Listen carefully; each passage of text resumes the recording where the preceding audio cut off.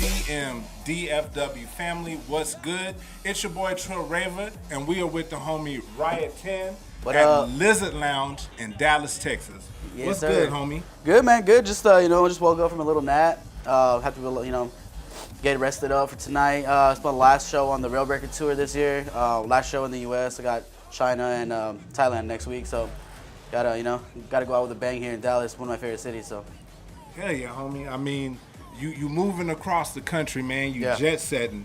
You're from El Paso, Texas, homie. Right. Tell us about El Paso, man. What's going down in El Paso? I like El Paso. It's one of the smaller cities probably in Texas as far as like major cities go.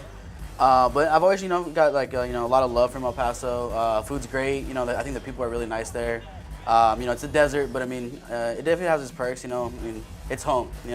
So really don't see myself moving from there, and I don't see any need to. But yeah, great. I personally love the scene there. The crowd is one of the loudest crowds I've ever played for. Yeah. So it's solid. I love it. Hell yeah, bro. El Paso is one of the first places that I ever saw mountains, man. Like, being from Dallas, shit's flat. Yeah, so yeah, for me, those were mountains, you know what I'm saying? yeah. Like, international vibe, bro. Like, you on Interstate 10, you got Texas right here, UTEP up on the little hill and everything. Yeah. And then you got Mexico just right across the freeway, homie. It's like that international vibe. Yeah, But 100%. with that said, who were your influences, growing up in El Paso on the music side?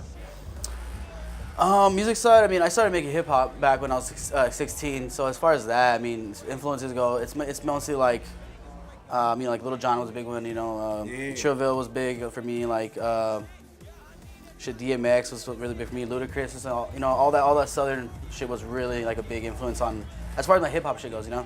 So when I started transitioning to like electronic music, I obviously kept that with me.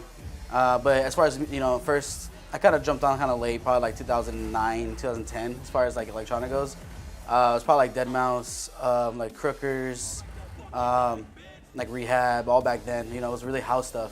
And then when it was more like house and electro, so it was like Mushroom Pimp was like a huge like fidget thing, all that shit. So like started doing trap when trap came out, and I used obviously my background from hip hop to the electronic side for like trap, like electronic trap, whatever they call it. So that's pretty much it, man. There's a lot of influences. I can't even. There's a whole bunch out there. Yeah, too many influences, honestly. Like I think anything and everything can like influence my music. So, it varies. Right on. So transitioning for being on the road, traveling across the country, what's a typical day like for you when you're in the studio? In the studio, or like when I'm back at home? Yeah, when you're at home. Oof. All right. Pretty hectic actually. So, if it's school's on, I take my son to school like at 7:30 in the morning. So I wake up like at 6, whatever, take him to school, get back. Usually I go back to sleep because I need to rest. Yeah. So I'll wake up probably like around 11, and there's some errands to be ran, and just run some errands. Then I go visit my other son. He's still in the hospital right now, so I go visit my son for a little bit. Get back home and work on music probably for like 3 hours. Then I have to do homework with my other son again.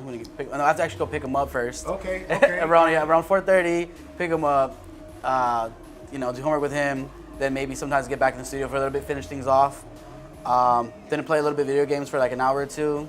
Just pretty much go to sleep and do it all over again. Honestly, Bro, I respect that so much, man. Yeah. That, like that's the life of being a father for real. Like seriously, Yeah, man. Like much respect, homie. Thanks, for man. real. Appreciate you know that. What I'm saying? Yeah, it's hectic, bro. I wouldn't have it any other way though. It's definitely like made me the person that I am. Like, so I still have I can have fun and do all that, but I need to obviously I have responsibility. So I try not to be away too long as much as I can at least.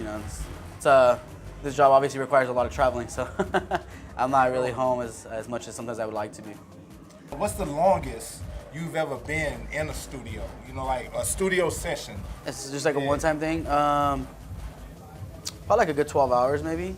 Woo! Yeah. Man. A good 12 hours. Yeah, like when the juices start flowing and like all the ideas are just there, it's just like it's really good. Especially like when you have like vocalists on there. That is probably when it takes the longest, when you have vocalists on your song, because obviously you have to go and put all the work into like processing the vocals, and then you have to make sure obviously they fit in with the song, writing the vocals, obviously finishing the rest of the song. Yeah, man. I mean, 12 hours, maybe more. I really don't know, but on average, I mean, I spend anywhere from like maybe like 4 to 6 hours on an average. Okay. If I have the time, obviously. If not, you know, then two. I mean, I can usually make a song in 2-3 hours, so I don't need a lot of time. It's just those certain songs that require, you know, obviously more time and work and stuff like that. Right. Rail Breaker. Man, that joint is banging. You know Appreciate what I'm that. saying? Yeah. And you dropped all the remixes to Rail Breaker as well. So Right. tell the audience, the EDM DFW family, a little bit about Rail Breaker, homie.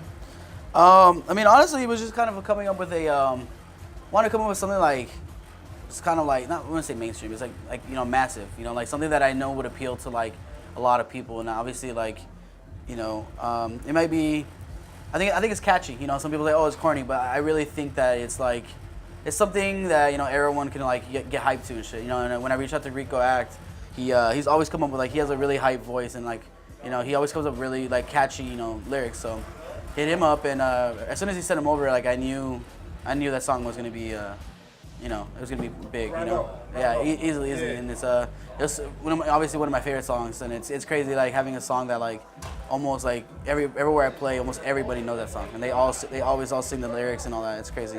Heck yeah. Yeah. So with EDM DFW and Trill Talk Radio, we have a lot of people who are aspiring DJs, aspiring producers. Mm-hmm. If you could give one piece of advice to an aspiring DJ or a producer that's out there, what piece of advice would you give them? Probably be, I guess, you know, don't listen to what people say, I guess, as far as negative comments go. That's real. I mean, there's been a lot of times where people have told me, you know, like, especially family too, because I mean, I started when I was 16. I dropped out when I was 17. You know, obviously, you know, as a parent, you know, you wouldn't, you know, it's not a thing you'd want to hear. So, you know, obviously I had my parents, you know, tell me that I was going to do shit with my life and blah, blah, blah, and like my family would say that, but I really didn't listen. Just, you know, I had a feeling, you know, as long as I worked hard that I'd be where I'd want to be. But yeah, it would pretty much just work hard, but, you know, and don't listen to what people say. You know, but you definitely need to work hard at it. You can't just like, you know, like, oh, I'm just gonna ignore you and not do anything either. Like, you have to really work hard at it.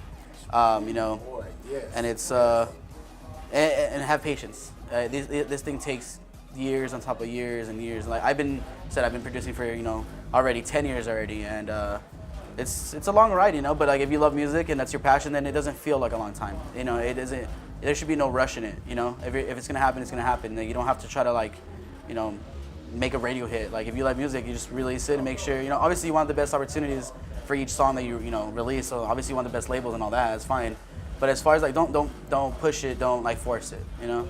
But definitely work hard though, you know, and obviously like, and I would say, you know, just be humble and don't forget, you know, that, you know, you're just a regular person like everybody else, you know, and that's literally what it is. I mean, it's, you know, you know, I mean, obviously just like for me, I'm just like a regular dude who just, you know, happened to, you know, be, you know, to happen to have, you know, music that people liked, and you know, blessed with opportunity to do everything that I do. So I mean, besides that, I'm just a regular ass dude, honestly. Fuck yeah, bro, I feel that. Yeah. Man.